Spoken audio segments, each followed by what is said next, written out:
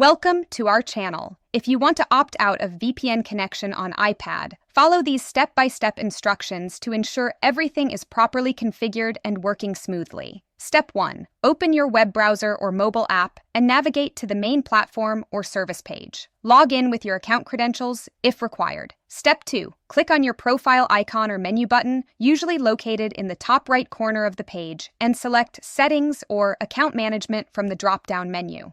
Step 3. Navigate to the appropriate section within Settings, such as Preferences, Security, or Account Options, where you can view and modify relevant configurations. This ensures proper functionality and security.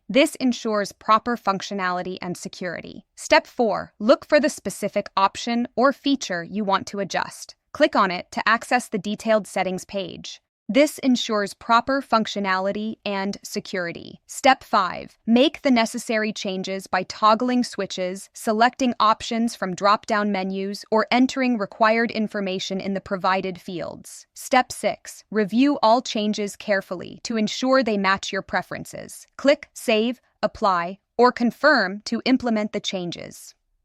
Step 7. Check your email or notification center for a confirmation message verifying that your changes have been successfully applied. Keep this for your records. Don't forget to like this video and subscribe to our channel.